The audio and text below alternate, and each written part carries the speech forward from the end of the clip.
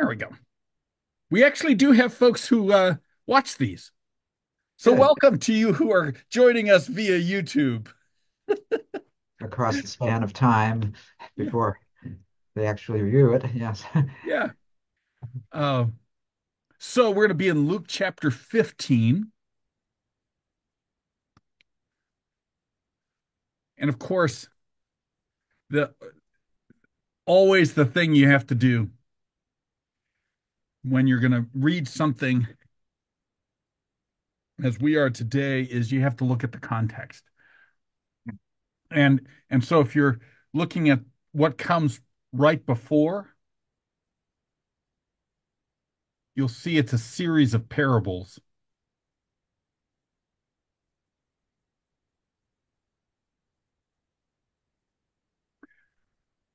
A sheep that's lost, and the shepherd goes looking. And then there's a party. And then a woman has 10 coins and loses a coin. She goes looking, and then there's a party. By the way, those silver coins, I don't know if you've ever heard this, they were probably her dowry. And Palestinian women of the time wore them kind of like a headband across the top of their head. So if one of those was missing, it was a big deal. It And was part of how everybody they could were, see it. yeah, because people could see it and they could count them. So if you were missing one, they knew about it. Mm. My wife made chili. Oh yeah. So good. Oh, we had it at the game night. Yeah. Oh, Very good. yeah. So when we get to verse 11,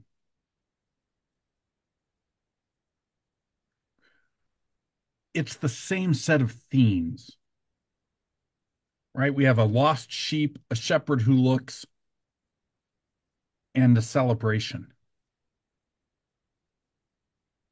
The woman who looks for her coin and a celebration. So now we're going to have really the pinnacle or the zenith of that storyline in this passage that we're going to read here. So do you want to start us off? And why don't you read through verse 20? Okay. And he said, There was a man who had two sons, and the younger of them said to his father, Father, give me the share of property that falls to me. And he divided his living between them. Not many days later, the younger son gathered all he had and took his journey into a far country, and there he squandered his property in loose living. And when he had spent everything, a great famine arose in that country, and he began to be in want. So he went and joined himself to one of the citizens of that country, who sent him into his fields to feed swine. And he would gladly have fed on the pods that the swine ate, and no one gave him anything. But when he came to himself, he said, How many how many of my father's hired servants have bread enough and to spare, but I perish here with hunger. I will arise and go to my father, and I will say to him, Father, I have sinned against heaven and before you. I am no longer worthy to be called your son. Treat me as one of your hired servants. And he rose and came to his father. Here, let's pause there. Yeah. Good job. Good, good. Of course, that was the good old Revised Standard Version. It's a great one. I studied with one of the guys who worked on that. Hmm. Bruce Metzger was his name. Huh. Well, so let's take a look at this. Do you have do you have thoughts or do you have questions?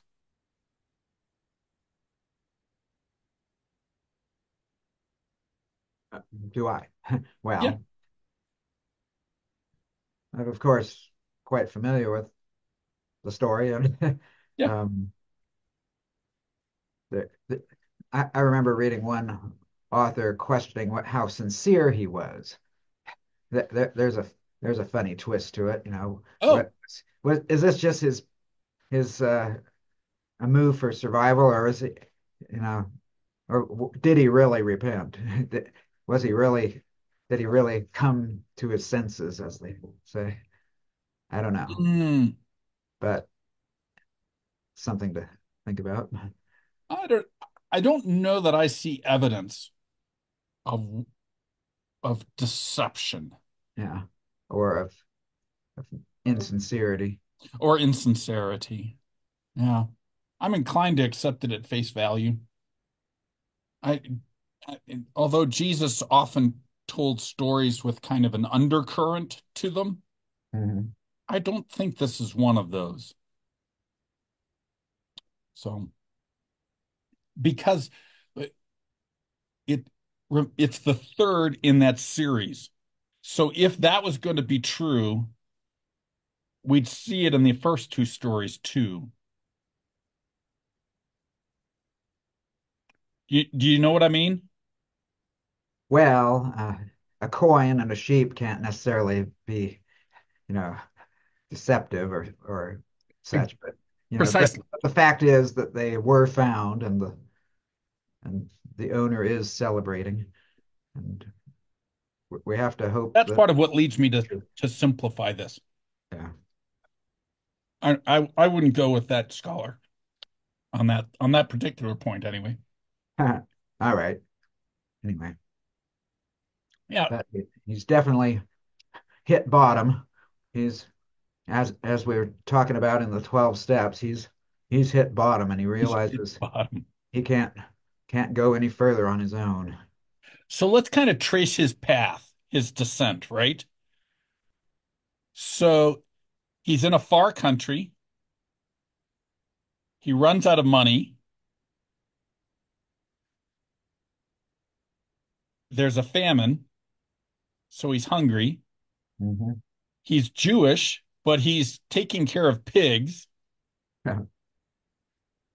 and he's continues to starve, and he's willing to eat alongside the pigs. Yeah. I mean, it's a pretty he's pretty much at bottom. I don't think you can get a whole lot lower than that. Yeah. But I like the way you already generalized it. This descent for him, it's shame from what he's doing, and it's poverty and hunger, and there is a physical distance between him and his dad. Yeah. So the physical distance between him and his dad actually precedes the rest of the descent. Does that make sense? Yeah.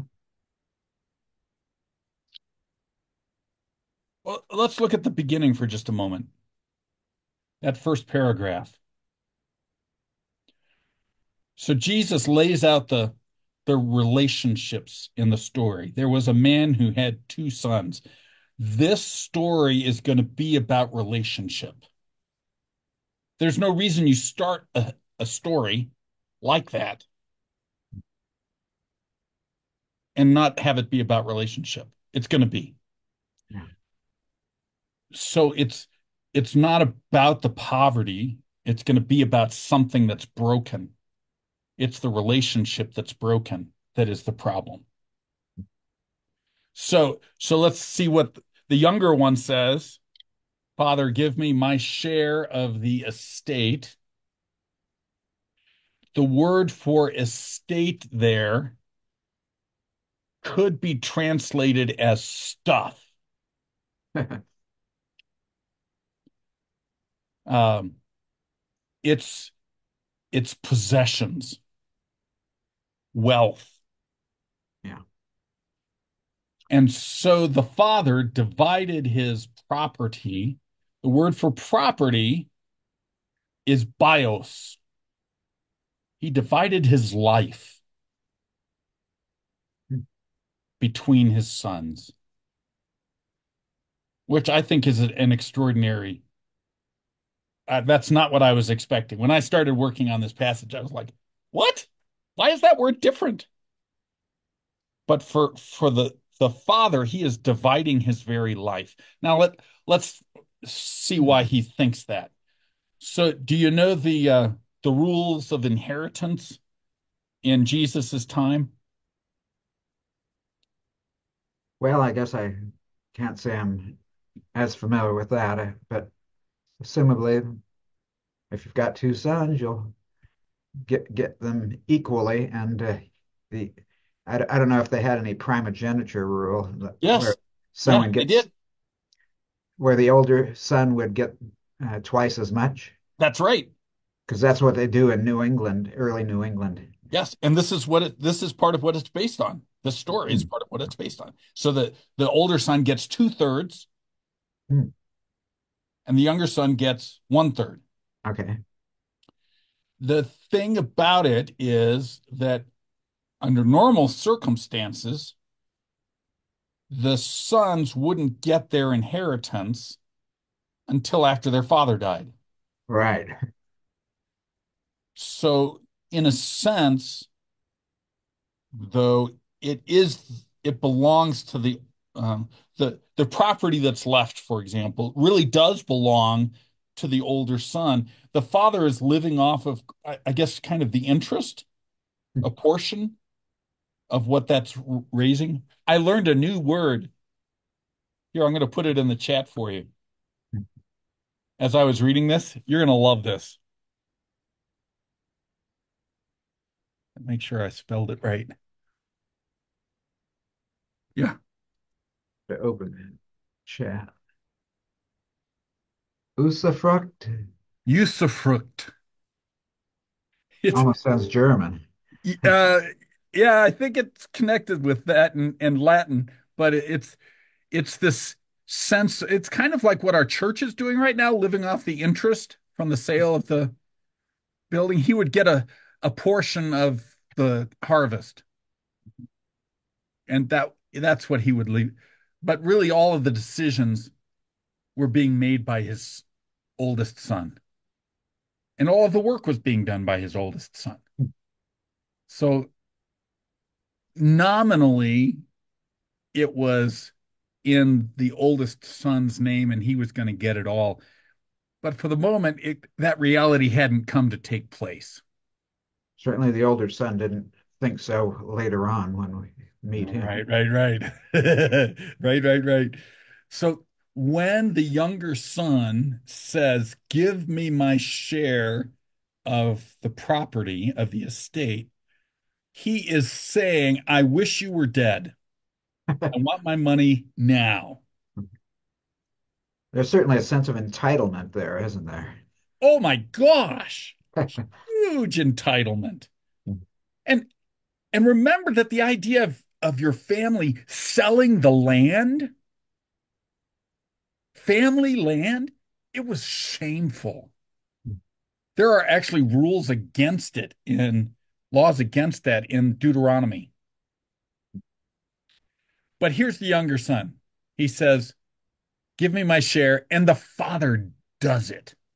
So that is the second outrageous thing. The first outrageous thing is that the son asks, and the second outrageous thing is that the father does it. What? That's bananas. That's just crazy. All right. So moving on. Verse 13. My translation says he squandered his wealth. What does yours say? He squandered his property in loose living.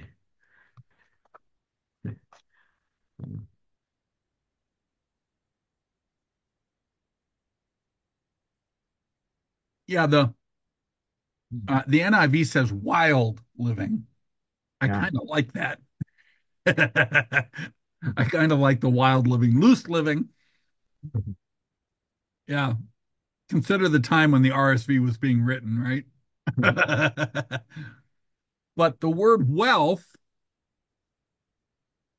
it's the same word we had for estate earlier. And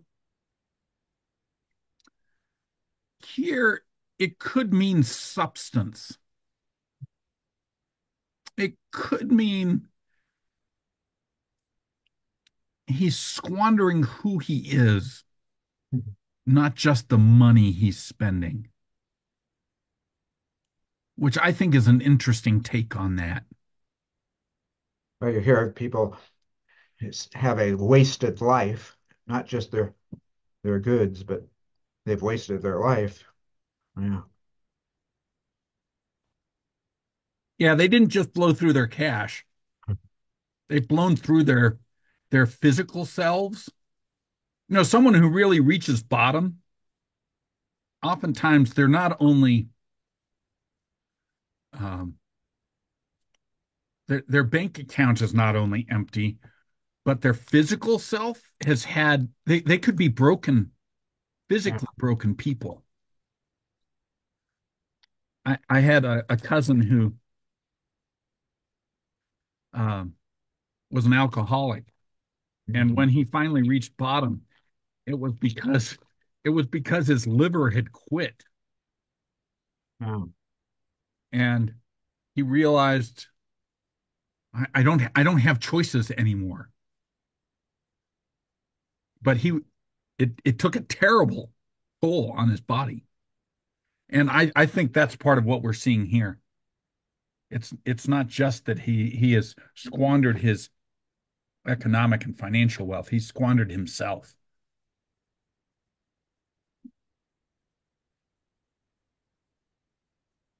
Mm. The other thing I thought was interesting is the pods. Have you heard an explanation of the pods? Are you talking about what the pigs were What the eating? pigs were eating? So these pods were, I don't know. Do you know the pods that we see on locust trees here? And other types of trees, yeah. Yeah, they're kind of long and thin with beans in them. Yeah, there's certainly look like legumes, but we wouldn't want to eat them. No, and I don't think those are edible, but there is a kind of tree that drops something like that, Mhm. and the pulp is edible. The husks are not. The legumes can be if you grind them up, but it doesn't taste super good. It's kind of bitter. Mhm. Um, but in times of famine, people would eat them. And in particular, there's a kind of bread made from them that's actually called St. John's bread because it's the story goes that John the Baptist used to make bread out of those. Yeah, we actually have trees around here that are that's what they're called because they have those pods. Yeah. Yeah. So I thought that was kind of interesting too. So what's the turning point in the story after he leaves home? When he hits bottom, as they put it, he comes to himself or comes to his senses. He realizes how far he's fallen. Yes. It's the realization. Yeah. I like the translation when he came to himself. Mhm. I really do. The NIV says came to his senses. I think that's weak sauce.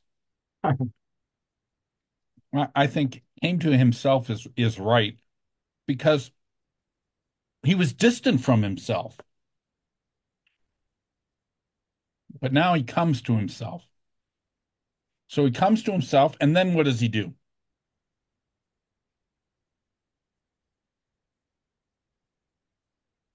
Oh, I'm sorry, bad timing.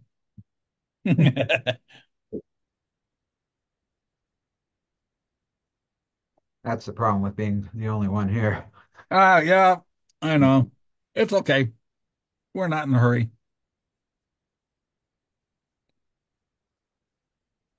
Yeah. So he comes to himself, and then what? Well, he's thinking back to home and how even the servants there eat better than he does. And but fortunately, he never read Tom Wolfe, and he doesn't have that "you can't go home again" in his mind. Yeah. At least he thinks there's a chance, so he takes it and he heads for home. Yeah. I think the confession that he writes there is kind of interesting. Father, I have sinned against heaven and before you. I am no longer worthy to be called your son. Treat me as one of your hired servants. And by the way, hired servant is a day laborer. Mhm. This is the folks who wait around outside of Home Depot or 7-Eleven Yeah. for someone to come and get them for the day. And that's what he's saying. If that's all I can be, great. I'm I'm in for it.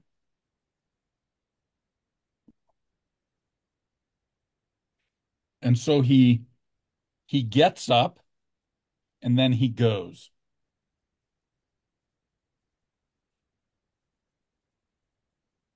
The first step is always the hardest. Yeah, I think that's right. I think that's right. Uh, Essentially, whatever is waiting for me at the other end, it can't be worse than where I am. Well, so I'll read the next section.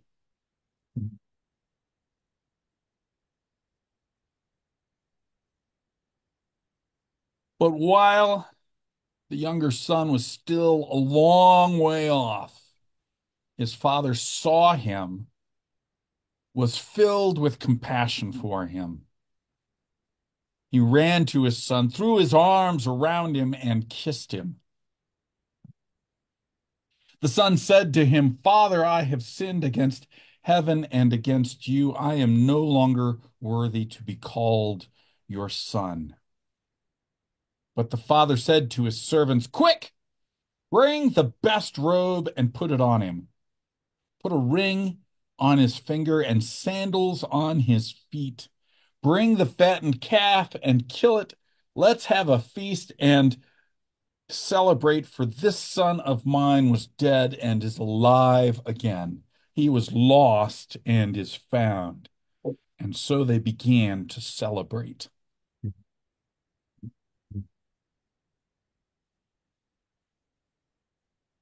So I want to draw your attention to the phrase in verse 20.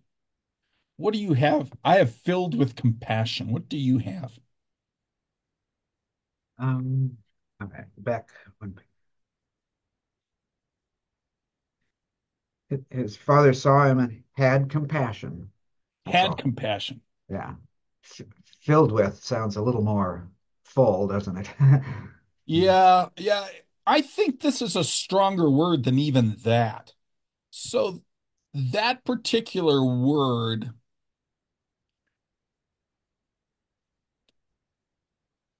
I think you almost have to illustrate it.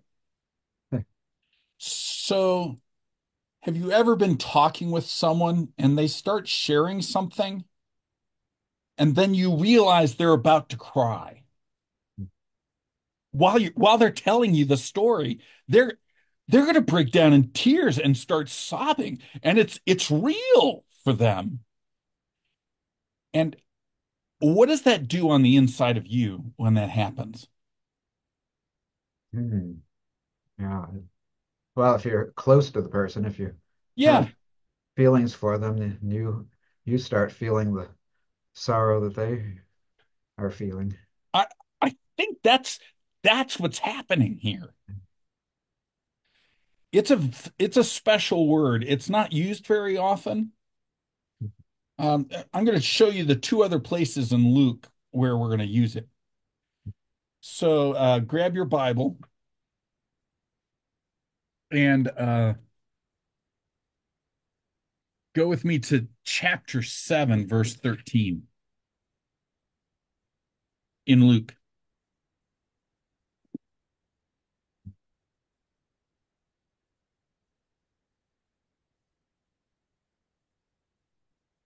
Let's see here. Oh, I'm in the wrong place. Yes.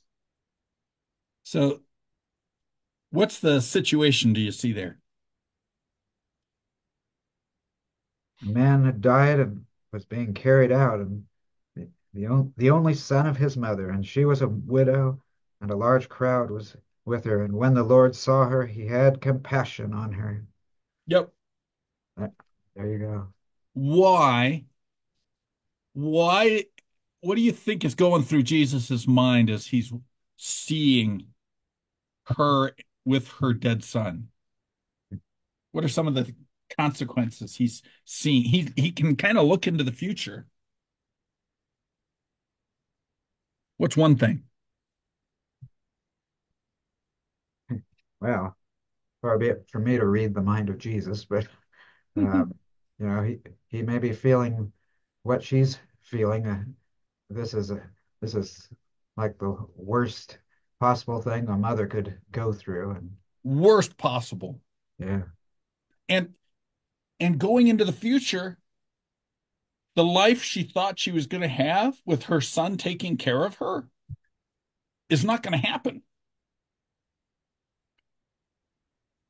Probably there are no males in her family then who will take care of her. She has no legal standing. yeah, Her position becomes tremendously precarious, not just financially or economically, but also just kind of legally. People could take advantage of her and not she couldn't do anything about it. yeah. But also the loneliness piece. And so we just yeah, wow. As you say, the worst possible thing that could happen to her. So I think that's some of what Jesus sees in her, and that's why he's moved. Let's move to the next one. The next one is 1033.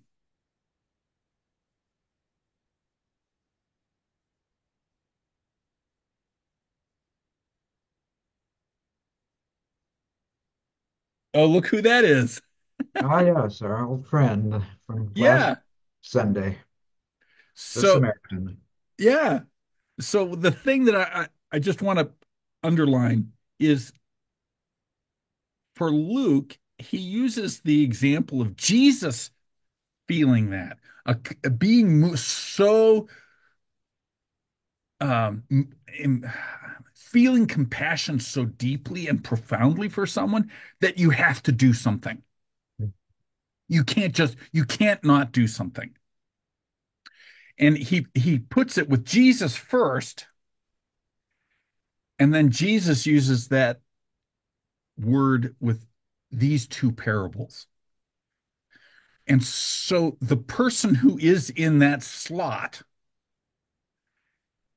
is taking Jesus's place or God's place in the parable.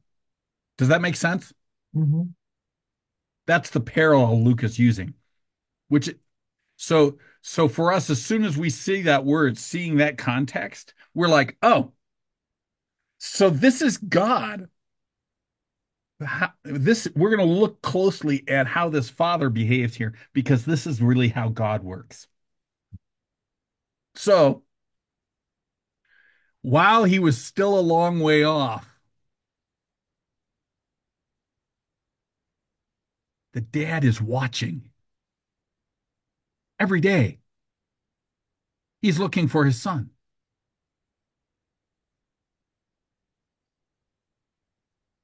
Every day since he left, he's been looking for his son.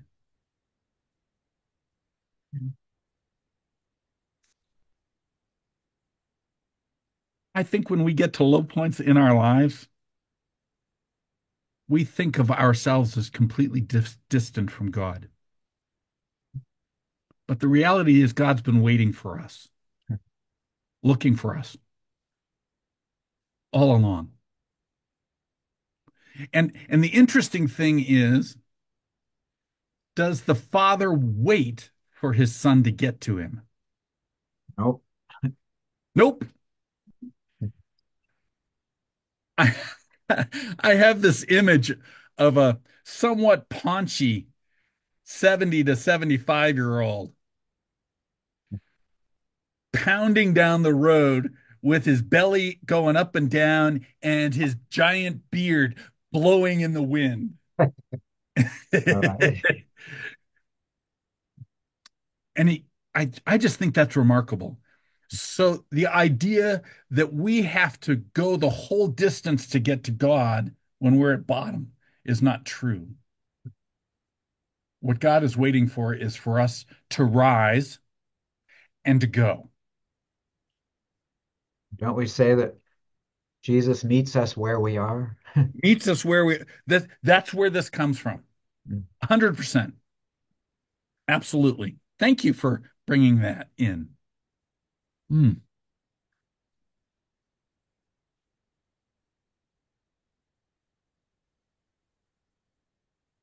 What does the Father do when he gets there? Oh, well, they're loving actions, right? He embraces him and kisses him. Really, it says literally that he fell on his neck. Now, why is that interesting? Because that phrase is used twice in the Old Testament. What was it again? You He fell on his neck and kissed him. That meaning phrase. on the other's neck, but not his own. Correct. Okay, because No, of no. all his So pronouns. he's embracing him, and you know how you snuggle up to someone's neck next Yeah, to yours? That's what he's doing here. yeah. Very intimate. It's very intimate. It's very intimate. And it's very trusting too, right? So that phrase is used twice in the Old Testament. The first is when Jacob is coming back and he meets Esau. That's what they do. He falls on his brother's neck and kisses him. That was Esau falling on Jacob's, right? Because Yes, Jacob was expecting nothing but hostility, and Esau surprises him greatly.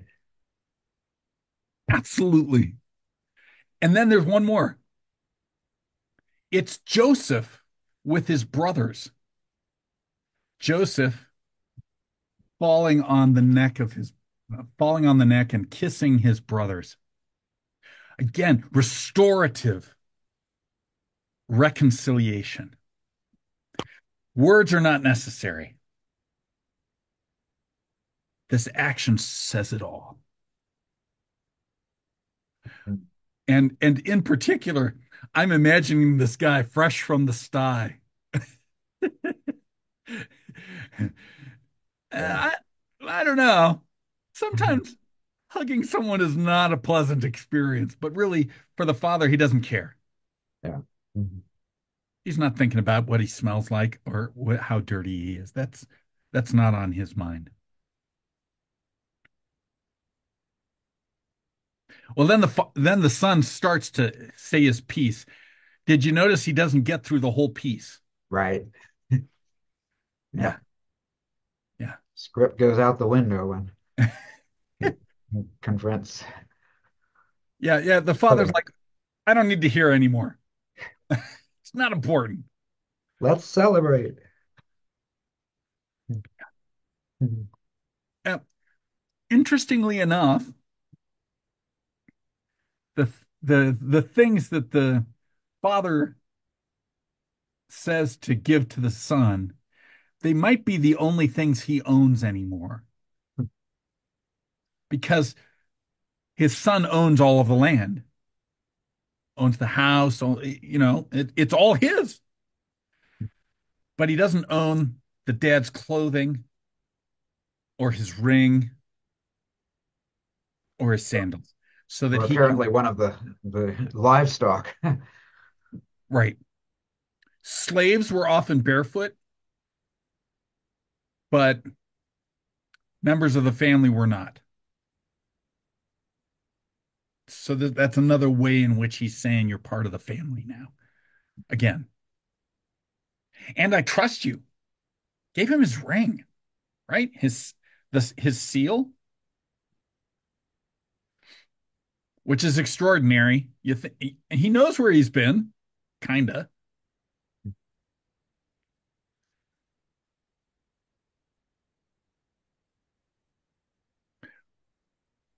Oh, and the fattened calf. So every family had to go up to Jerusalem once a year, at least. And they would have an animal that they would prepare to do that. And the idea was to make sure that it stayed blemish free and it would be your offering, and then you wouldn't have to buy something at a premium in Jerusalem, which is a great idea. But that's what this fatted calf is it's their sacrifice. It's money out the window for the party. So it's a big deal that that's what they're going to kill. All right. So shall we finish the story there? Okay, let's see. Still, Starting in verse 25. we changed pages. We're in 15, aren't we? Mm, There we go. 15:25. Now his elder son was in the field, and as he came and drew near to the house, he heard music and dancing. And he called one of the servants and asked what this meant. And he said to him, your brother has come, and your father has killed the fatted calf because he has received him safe and sound. But he was angry and refused to go in. His father came out and entreated him. But he answered his father, lo, these many years I have served you, and I have never disobeyed your command, yet you never gave me a kid that I might make merry with my friends. But when this son of yours came, who has devoured your living with harlots, you killed for him the fatted calf. And he said to him, son, you are always with me, and all that is mine is yours. It was fitting to make merry and be glad, for this your brother was dead and is alive. He was lost and is found. Oh, there comes Bob. Excellent.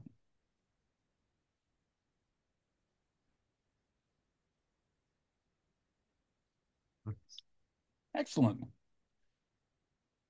Hmm. There we go. Here comes Hey, Bob. Bob.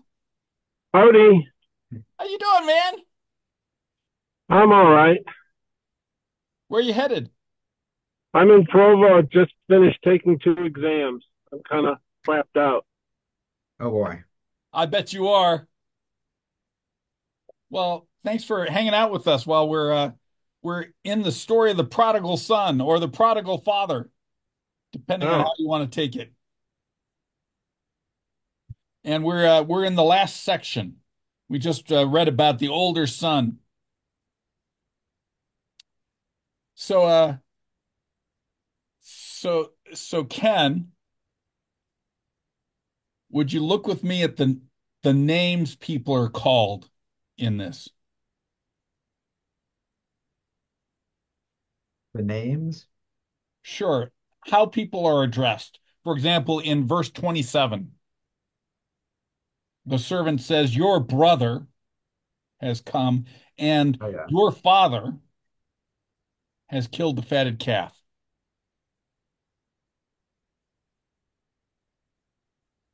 So then let's look down. But when this son of yours came, yeah, This son of yours, he's not not my my bro. brother. Yeah. He's your son. Yeah. I know that our kids are in trouble when my wife says, your daughter just did this. And I'm like, oh, that's how it is. Hmm. Okay, then. I think I'm on tap to go and work on that problem. Yeah.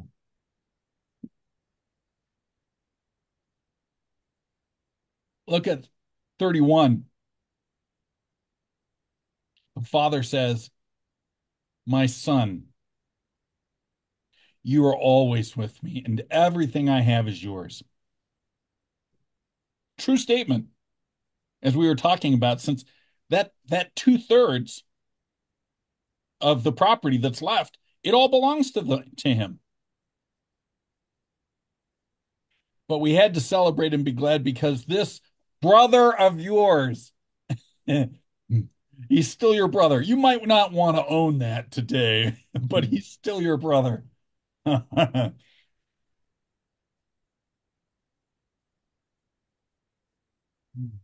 that's another great example of how, remember, we talked about at the beginning how Jesus starts the parable. A man had two sons. So no matter the physical distance, well, I should say, so no matter how far away you get, maybe is the way I want to put that, is you're still a son. You don't get that doesn't stop. Um, but what's interesting is the younger son has physical distance, but the older son has relationship distance because he's mad Yeah. all this I think time, rightfully so, you know. uh, and rightfully so. Yeah, he even says, "I've been slaving for you." He uses the same word that his younger brother used for working in the pigsty. Uh, really? You've been slaving for your dad. You're a partner in the business, family business. What do you mean you've been slaving for your father all these years? I, I don't know. And since everything belongs to him, why didn't he take a goat to have a party? He could have. So why didn't he? I think he's I think he just either he was anxious and scared and didn't want to do that, or he was a cheapskate and didn't want to spend the money, spend the resource. Or if you want to be a little more charitable, you can say it's out of respect for his father because his father's not dead yet, so he's not considering it his own yet. Sure, but however you phrase that, it's like, did you ask? Was that even on your list?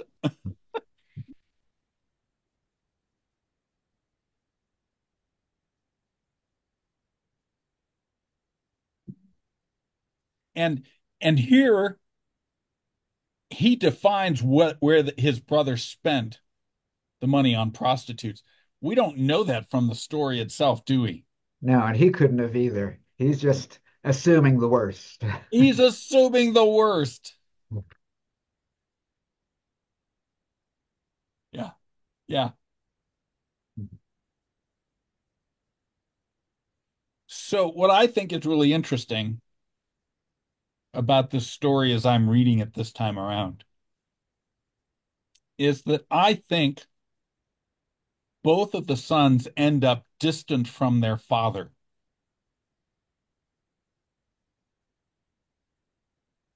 and the younger one came home.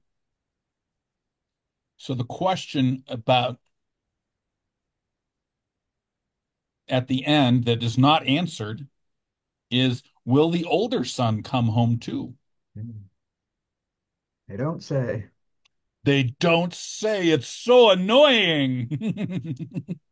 It leaves it up to us. What would He you? never left home. Well, it's not a physical distance, it's a heart distance. Did he talk with his father about wanting to have a party? He's angry because of something that his father's done, so he doesn't understand his father's heart. If he did, he wouldn't be upset. He would get it. And remember, this is the pinnacle of the other parables in the chapter. So we've got the story of the shepherd going to look for the lost sheep and having a party when it's done. We have this parable of the woman who goes looking for the lost coin, who has a party when it's done.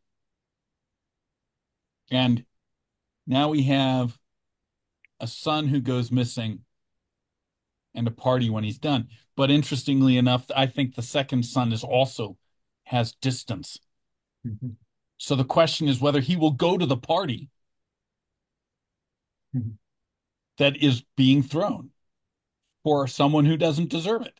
He might as well he's paying for it.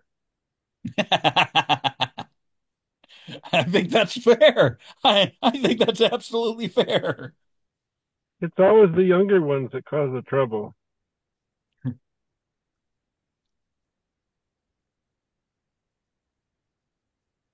Well, and this is where it comes back to us.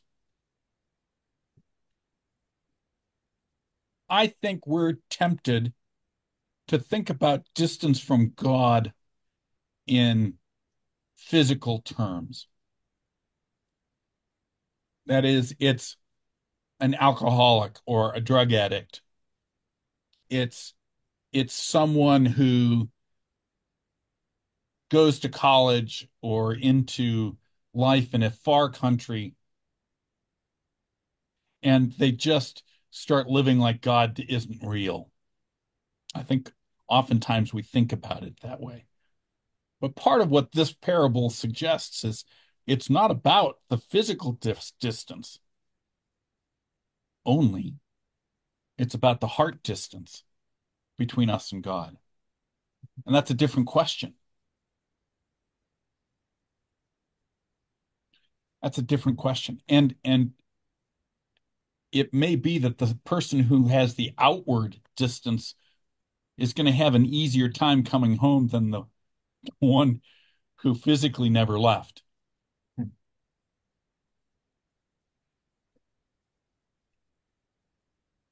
In Jesus's time, he's talking to the Pharisees at the end. The people who are holier than thou. So you say you're not far from God, but you won't come to the party. Do you really understand the Father's heart then?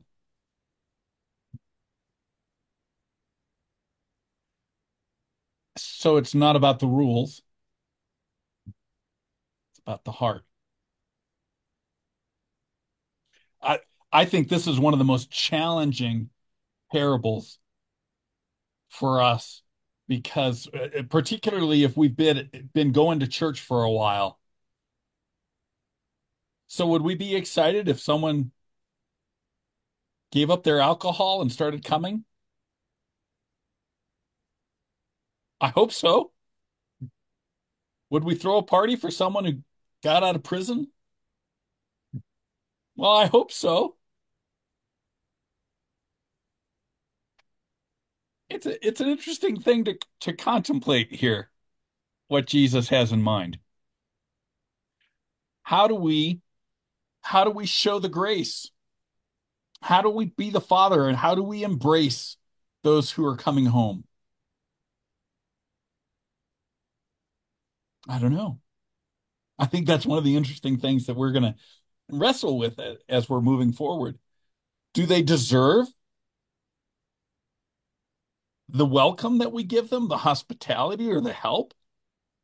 Probably not. Just like the younger son doesn't.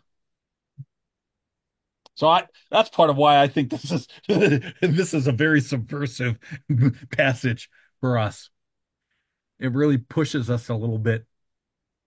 Might make us What can squirm. I do so that I get a party? Right? You got to do bad to have a party.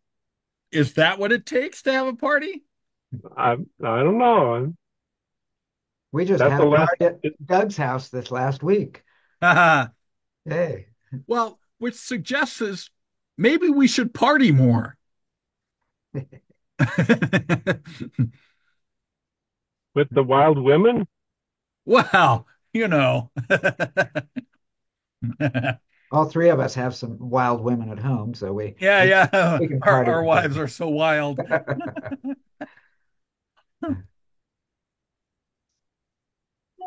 Hmm.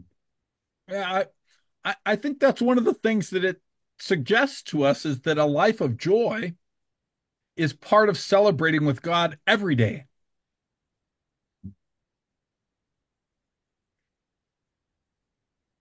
The older son has tons of goats around, and they all belong to him. So why isn't he throwing parties more often?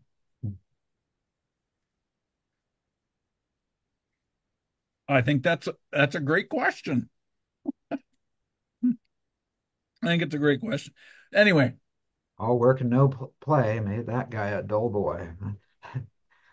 Uh, it's part of the sensibility that phrase comes out of. Absolutely. Absolutely. Interesting this set of relationships really carries out broadly how these three characters work together. We can find ourselves in the story at different points in our lives. Sometimes we're the older brother, sometimes we're the younger brother, sometimes we're the dad. Interesting to kind of realize God's stories really have these parables really have a profound effect. And Where they're was mom? what's that? Where was mom? The Well, only yeah, women and where is mentioned are mom in the wild. story? Very good. might be a Yeah, widower here we're talking about. yeah. I'm we don't know. Pure speculation. Might be a widower, but that's another curious thing. Thank you for asking that question. You know me. I always turn it over and look at the other side. I love it. And we don't hear about daughters either. Correct. Don't complicate the story if it's not part of the message, I suppose. You know. Well, I think that's right. And it tells us that this is about relationship and about inheritance, right? So the wife is not going to inherit, the daughters are not going to inherit. This is about inheritance, about wealth. We were talking earlier, Bob, that there are two different words for wealth or estate or property here. One of them is one that we would probably use for possessions, stuff, substance. But the other word, when the father divides his estate, his property, the word there is bios, it's life. Hmm. So when his son asks, he gives part of his life to his son. You said something about 2/3 earlier. Right. So Primogeniture. as Ken pointed out, the laws of primogeniture, the firstborn son got two parts, and the other sons got whatever was left. Okay, well that's good then. So the I older like son would have that. gotten 2/3, and the younger son 1/3. That kind of okay. Well then, the whole story doesn't seem as bad all of a sudden. I always thought it was half gone.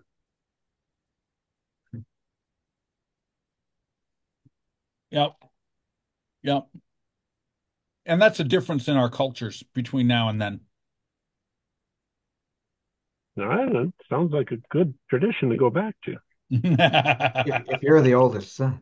I'm, of course, the younger son. So, I'm aware of that, Ken. yeah. All right, my friends, I got to cut you guys loose. But thank you for the great discussion. Could we pray before we go? Mm.